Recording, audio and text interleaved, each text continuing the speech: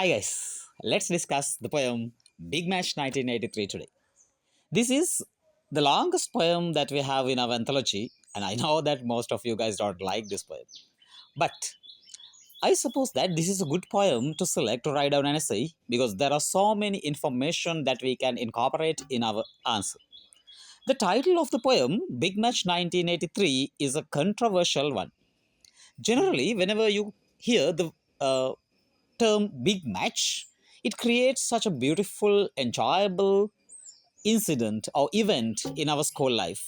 Because we know a big match means a cricket encounter between two higher schools. But in this poem, the writer brings us about a very disastrous situation taken place in Sri Lanka in year 1983. The poem is based on a true incident which is called as Black July. In uh, July 1983, a series of unfortunate incidents were taken place in Sri Lanka. It's a racial riot between Sinhalese and Tamil ethnic groups, and it was backed by the filthy politicians. Therefore, the poem could be taken as a political one. And the writer, the poetess Yasmine Gooneratne, she criticizes the Sri Lankan politics, which became the cause of all these unfortunate incidents.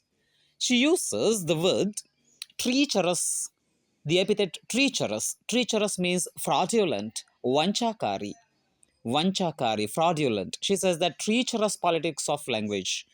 And for a moment, one would feel that this poem is a little bit complicated because we don't see an exact enjambment in this poem. That means the stanzas of these poems are not interconnected. At the beginning of the poem, the poetess describes how international media responded to the incident, glimpsing at the headlines of newspapers. The tourist scuttled for cover. This is pretty sarcastic, isn't it? Just looking at the titles of the news headlines, the tourists they cancelled their tours to Sri Lanka.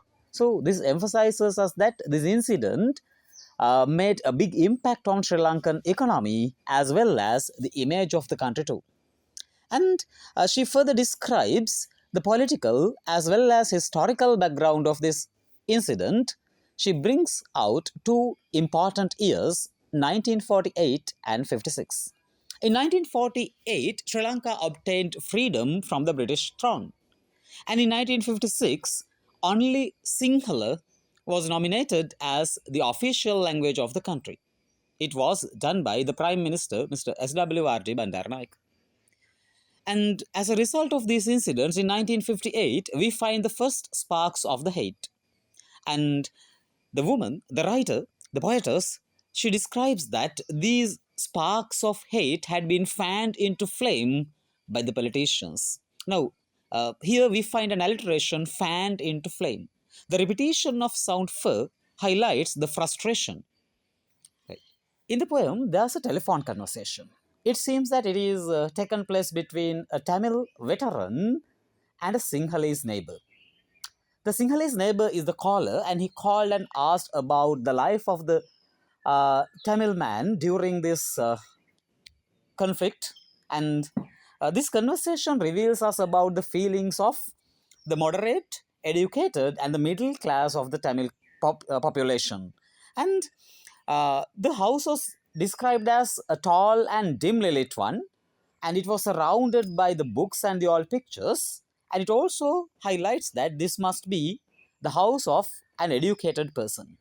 And in the conversation, we hear only the words spoken by this Tamil person, and he was very calm and rational.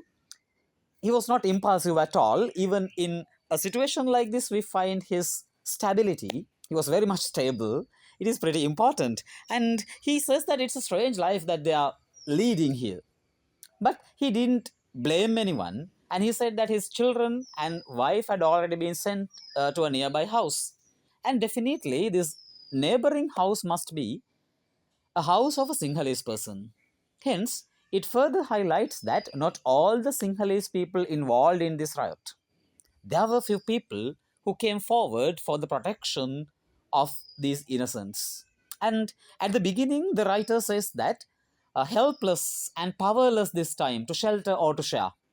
The general folk was powerless, therefore, they couldn't help for these innocent people to survive. But there were some few people who came forward for the protection of them too. And uh, the man revealed that he was staying at home in order to protect his books. Irrespective of his life, he was waiting to protect the books. It gives us a great shock. And at the end, the final line of this conversation, this is also important because the man says that uh, there's nothing you can do to help us. But it's good to know some lines haven't yet been cut. Here, the lines are referred to as the relationships. Even in a situation like this, some humanity is still freshly available. Okay, so when we come to the end of this poem, the poetess describes how the incidents were taken place in Jaffna as well as in Colombo, and she highlights that their childhood memories had been brutally destroyed by these mobs. And at the end, the final line is very emotional because here Sri Lanka has been personified. She says that Mother Sri Lanka is burning alive. That is the final thing that we see. Mother Sri Lanka is burning alive. Therefore, the poem is a good social analysis as well as a political analysis. She highlights how Sri Lanka confronted into many bad situations is because of these filthy as well as treacherous politics. Okay, let's discuss what are the themes of this poem. Mainly, we find the irony of the title Big Match. Because we know that Big Match is such a happy moment, but in this poem, she describes about not such a happy incident. Therefore, this irony is very important, and the violence and destruction. This is also another important theme found in this poem, and we find the picture of country in flames. So it is visualized in our mind, and the political manipulation and ethnic conflict. And she criticizes the politics using the epithet treacherous and loss of humanism, dehumanization. These are the key themes of the poem Big Match 1983. Okay, so what is the meaning of the title Big Match 1983 as you think? Now, here at the first sight, Big Match seems like a cricket encounter, but on the other hand, we can take it as a big matchstick which ignited a big fire. Therefore, the title Big Match has got two different meanings. There's another meaning too. It's a matchstick which lit up this sacrificial fire. And what do you mean? What does the poet mean by saying that the game is in others' hands? Who are referred to as others here? Now, here the game was there in the hands of the politicians. They were the rulers and they were the controllers of these extremists. And um, what are the imageries used in the poem? And we find the imagery of fire, right? Burns and bristle hundreds of guns and destruction, and these things could be taken as visual imageries as well. And we can see the big match fever flaring high and fast, and it ring factory and hovel. These imageries are very violent, aren't they? Okay, the poem Big Match 1983 is a good selection. You can write so many information regarding the country and the political system as well.